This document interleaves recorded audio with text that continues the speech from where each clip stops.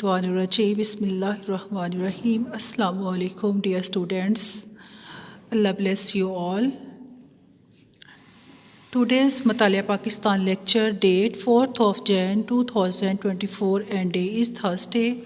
آج کا ہمارا جو لیکچر ہے پاکستان میں صحت کی صورتحال اور صحت کے شعبے کو درپیش جو مسائل ہیں ہم اس کو اس لیکچر میں ڈسکس کریں گے۔ سب سے پہلے ہم دیکھتے ہیں کہ پاکستان میں صحت کی صورتحال کیا ہے، ہیلتھ کنڈیشن ان پاکستان۔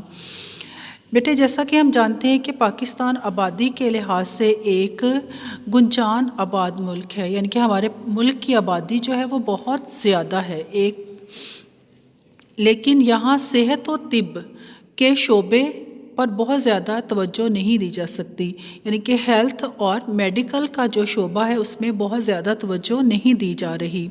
سالانہ بجٹ میں ایک نہایت قلیل رقم صحت کے شعبے کے لیے مختص کی جاتی ہے۔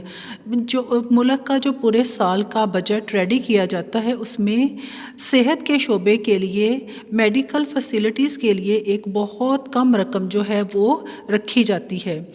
پاکستان اکنامک سروے 2021 اینڈ 22 کے اعداد و شمار کے مطابق پاکستان میں صحت کے شعبے میں کل 657.2 ارب روپے خرچ کیے گئے ہیں۔ کتنے؟ 657.2 ارب روپے جو ہیں وہ پورے پاکستان میں صحت کے شعبے کے لیے لوگوں کو میڈیکل کی فیسلٹیز پرووائڈ کرنے کے لیے رکھے گئے یا پھر خرچ کیے گئے، جو کہ ہماری GDP کا صرف 1.2% ہے۔ گراس ڈیولپمنٹ پروڈکشن کا صرف 1.2% ہے۔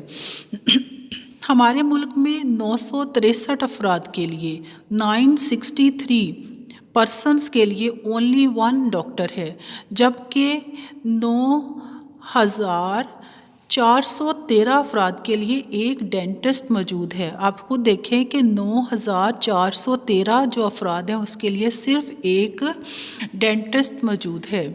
ہسپتال میں 1,608 افراد کے لیے صرف ایک بستر کی سہولت موجود ہے۔ 1,608 افراد کے لیے صرف ایک بستر ہے۔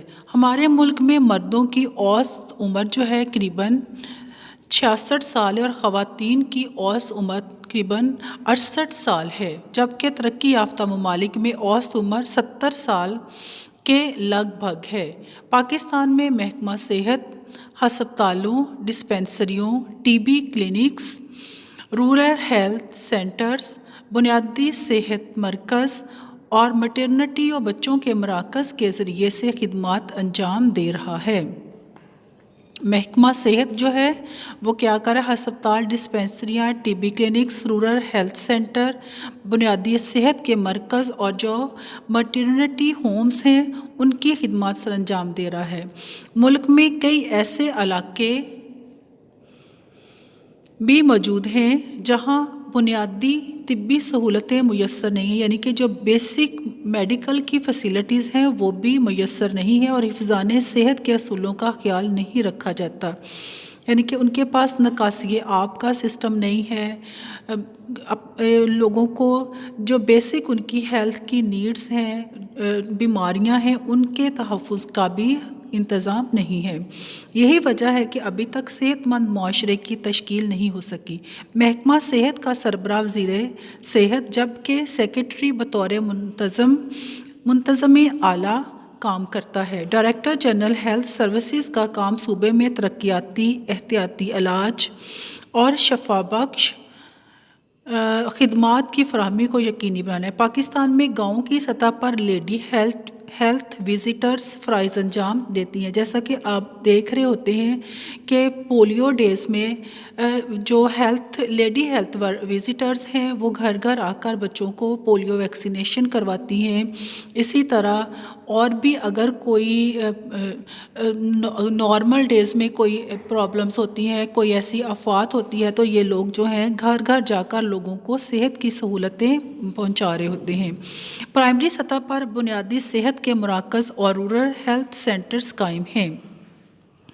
تحصیل اور ضلع کی سطح پر تحصیل ہیڈ کوارٹر ہسپتال اور ڈسٹرکٹ ہیڈ کوارٹر ہسپتال قائم ہے۔ ٹیچنگ ہسپتال کارڈیالوجی انسٹیٹیوٹ، کارڈیالوجی انسٹیٹیوٹ یعنی کہ جتنا بھی ہمارا ہارٹ سے ریلیٹ ہے اس کے لیے cardiology institute, mental health institute اور چلڈرن ہاسپٹلز براہ راست صوبائی حکومت کے ماتحت ہیں۔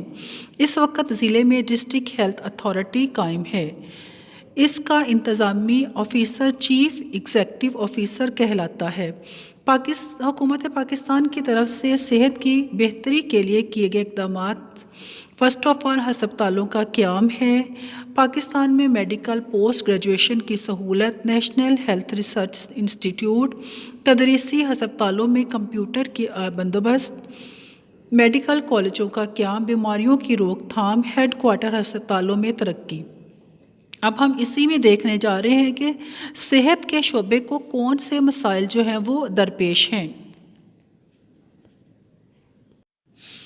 بیٹے ہم اس میں دیکھتے ہیں کہ پاکستان میں آبادی میں اضافے کی نسبت طبی وسائل میں اضافہ کم ہے۔ جس طرح سے ہمارا یعنی کہ آبادی میں اضافہ ہو رہا ہے، ہماری جو میڈیکل فیسلٹیز ہیں، طبی سہولتیں ہیں، وہ کم ہوتی جا رہی ہیں۔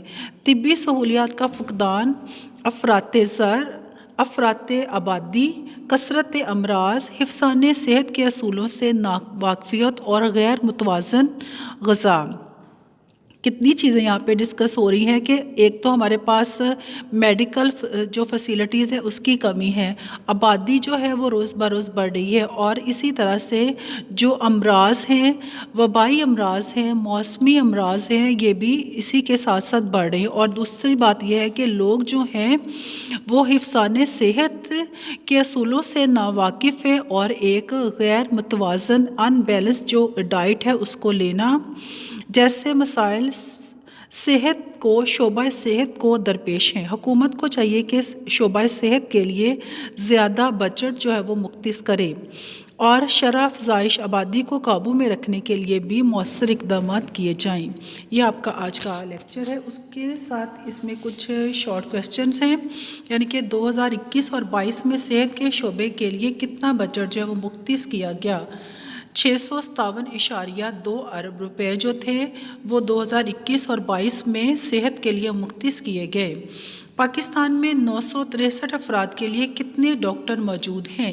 اونلی 1 ڈاکٹر موجود ہے۔ اسٹے بلیسڈ، اللہ حافظ۔